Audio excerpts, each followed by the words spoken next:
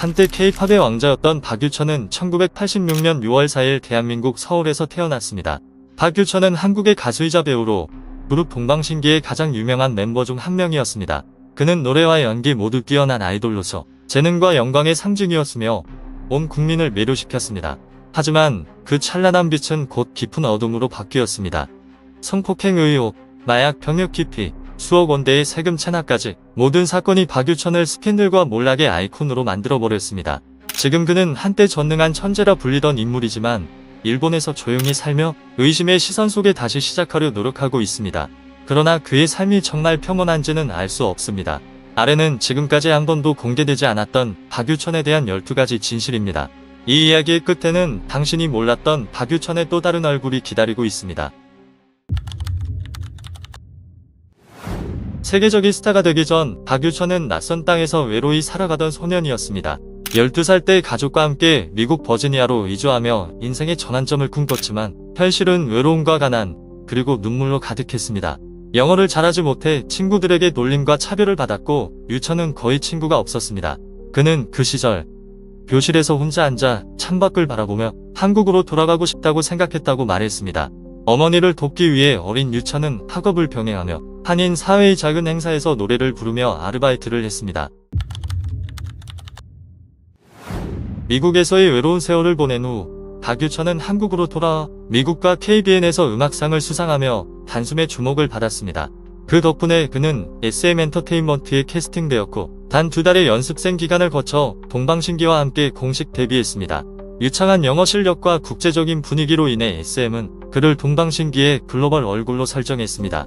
그러나 2009년 동방신기와 함께 정상의 자리에 있던 박유천은 영웅재중, 시아준수와 함께 SM 엔터테인먼트를 상대로 전속계약 무효 소송을 제기했습니다. 이후 그들은 SM을 떠나 JYJ를 결성하며 새로운 시대를 열었고 유천은 음악보다 연기에 더 집중하기 시작했습니다.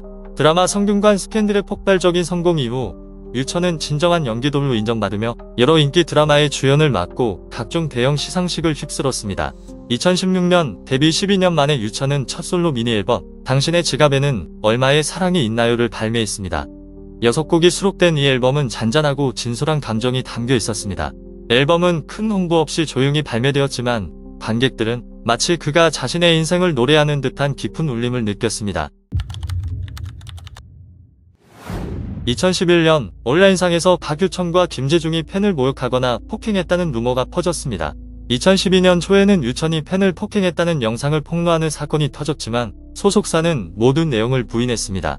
한 달 뒤 팬에게 욕설하는 녹음 파일이 유출되며 여론이 들끓었습니다.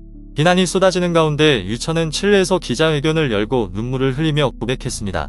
그는 8년 동안 사생팬에게 감시당하고 사생활을 침해당해 철창 없는 감옥에 사는 기분이었다고 털어놓았습니다. 이 사건으로 유천의 이미지에는 금이 갔지만 동시에 K-팝 사생 문화의 끔찍한 어두운 단면이 세상에 드러나게 되었습니다. 하지만 그것이 전부는 아니었습니다. 모든 것은 박유천이 만성천식으로 인해 현역 복무에서 면제되고 사회복무요원으로 대체 복무하게 되면서부터 하락세를 타기 시작했습니다. 그런데 고지어 언론은 그가 여전히 담배를 피우고 술을 마시며 클럽을 자주 드나든다는 사실을 보도했고 대중의 분노는 폭발했습니다. 특히 같은 천식 환자임에도 현역으로 입대한 민경훈과 비교되며 그는 박유천식 천식이라는 초롱 섞인 별명까지 얻었습니다. 2015년 그는 공식적으로 사회복무요원 신분으로 훈련소에 입소해 강남구청 사무실로 배치되었습니다. 그러나 완벽했던 그의 이미지는 2016년 완전히 무너졌습니다. 박유천은 4명의 서로 다른 여성들에게 강제적인 행위 혐의로 고소를 당했으며 모두 고급 유흥업소 종업원들이었습니다. 고소 내용에 따르면 사건은 VIP룸 화장실이나 유천의 자택에서 발생했다고 주장했습니다. 단 일주일 만에 4건의 고소가 연달아 접수되며 유천은 전례 없는 언론 폭풍의 한가운데에 섰습니다. 수사 결과 그의 DNA는 일치했지만 강제적인 행위를 입증할 만한 증거는 부족했습니다. 결국 모든 혐의는 무혐의로 결론 났고 한 명의 고소인은 무고 및 공갈 혐의로 실형을 선고받았으며 유천은 완전히 무죄를 선고받았습니다. 언론은 그를 천원 유천이라 부르며 값싼 스캔들의 상징처럼 조롱했습니다. 그러나 진짜 악몽은 아직 시작되지 않았습니다. 이번에는 누군가의 고소가 아닌 박유천 스스로가 자신을 파면으로 몰아넣었습니다. 2019년 거의 잊혀졌던 그의 이름이 다시 세상을 흔들었습니다. 박유천이 전 여자친구이자 남양유업 회장의 손녀인 황하나와 함께 마약을 투약했다는 혐의를 받게 된 것입니다. 처음에 유천은 긴급 기자회견을 열고 눈물로 결백을 주장하며 만약 마약을 한 것이 사실이라면 연예계를 은퇴하겠다고 맹세했습니다. 하지만 불과 몇 주 후 국립과학수사연구원의 검사 결과 필로폰 양성 반응이 나왔습니다. 언론 앞에서의 맹세는 역사에 남을 오점이 되었습니다. 그는 체포되어 징역 10개월의 집행유예를 선고받았고 소속사 CGS 엔터테인먼트는 즉시 계약을 해지했습니다. 모든 일은 2017년으로 거슬러 올라갑니다. 그해 박유천은 남양유업 재벌가의 상속녀 황하나와의 약혼을 발표했습니다.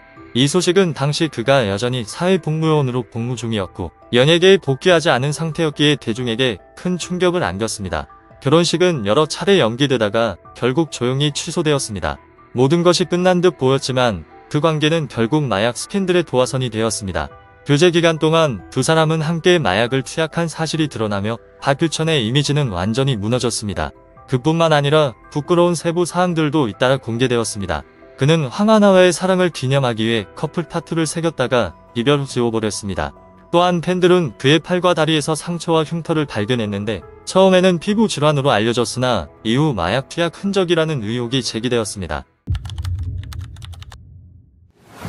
그뿐만 아니라 박유천은 가족까지 논란에 휘말리게 만들었습니다. 2021년 11월 그의 동생 유한이 태국 방콕 자택에서 친구들과 대마초를 흡연한 혐의로 한국 경찰에 체포되었습니다. 이 소식은 두 형제가 같은 잘못으로 함께 나락에 빠졌다는 사실로 대중을 충격에 빠뜨렸습니다. 조사 중이었음에도 불구하고 유한은 단 이틀 후 새 앨범을 발매, 법을 우롱하는 듯한 태도로 여론의 거센 비판을 받았습니다. 한편 박유천은 동생의 사건에 대한 질문을 받았을 때 아무런 대답도 하지 않았습니다. 마치 더 이상 변명할 힘조차 남지 않은 듯 한때 K-팝의 자존심이던 박이라는 성이 무겁게 느껴지는 순간이었습니다. 2019년 마약 스캔들 이후 박유천의 이미지는 완전히 붕괴되었습니다. 광고 계약은 모두 취소되었고 방송 프로그램에서는 그의 장면이 삭제되었으며 음원 플랫폼에서도 그의 열애가 사라졌습니다. 그가 출연한 드라마와 영화 역시 모두 내려졌고 그의 연예 활동 기록은 한국 언론에서 거의 사라졌습니다. 박유천은 눈물의 기자회견을 열고 이제는 대중 앞에 설 자격이 없다며 영구 은퇴를 선언했습니다. 하지만 불과 몇 달 뒤 그는 돌연 태국에서 팬미팅을 열고 새로운 계약을 체결하며 솔로 음악 활동을 재개했습니다. 심지어 그를 믿고 지지하던 사람들마저 하나둘 등을 돌렸습니다. 그것으로 끝이 아니었습니다. 박유천은 일본 소속사와 이중 계약을 체결했다는 의혹을 받으며 오랜 매니저가 세운 자신의 전 소속사를 배신했다는 비난을 받았습니다. 일본의 리시엘로 측은 박유천이 회사 법인카드를 이용해 여자친구에게 명품을 사주고 수천만 원을 게임에 쏟아붓는가 하면 심지어 바에서 1억 원이 넘는 빚을 져 회사가 대신 갚아야 했다고 폭로했습니다. 더 충격적인 것은 그의 전 매니저가 회사를 유지하기 위해 빚을 내고 박유천의 개인 채무 약 20억 원을 대신 갚아주었다는 사실이었습니다. 하지만 결국 그는 매니저를 이중 계약과 허위 루머로 배신하며 그 사람의 명예를 심각하게 훼손했습니다. 수많은 소송과 재정 스캔들 끝에 더 이상 논란이 없을 것 같던 박유천은 또다시 대중을 놀라게 했습니다. 2023년 12월 14일 대한민국 국세청이 고액 상습 체납자 명단을 공개했는데 그 중에 박유천의 이름이 포함되어 있었습니다. 보도에 따르면 그는 2016년선 관련 사건과 마약 스캔들이 터졌던 시기부터 발생한 소득세와 양도소득세 등 총 4억 900만 원을 체납했습니다.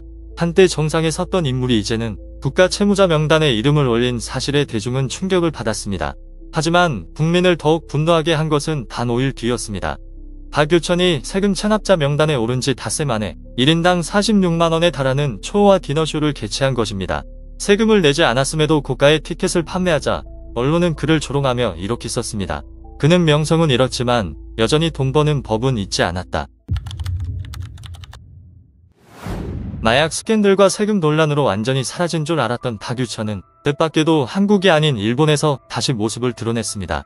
2024년부터 2025년까지 그는 소셜미디어에 모습을 보이며 소규모 팬미팅을 열고 도쿄 MX 방송국에서 30분짜리 다큐멘터리까지 제작될 정도로 활동을 재개했습니다.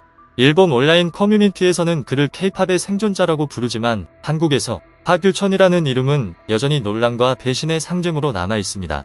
흥미로운 점은 그가 등장할 때마다 한일 양국의 여론이 동시에 들끓는다는 것입니다.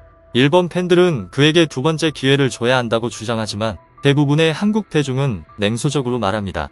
명예의 정점에서 추락의 나락으로 박유천은 결국 영광의 대가를 보여주는 인물이다. 그는 한때 가장 사랑받았던 별이었지만 동시에 K-팝 역사상 가장 빠르게 잊혀진 인물이기도 했습니다. 박유천에 대한 아무도 감히 말하지 못했던 12가지 진실을 끝까지 시청해 주셔서 감사합니다. 좋아요와 팔로우를 눌러주시면 앞으로도 K-팝을 뒤흔드는 충격적인 이야기들을 놓치지 않으실 것입니다.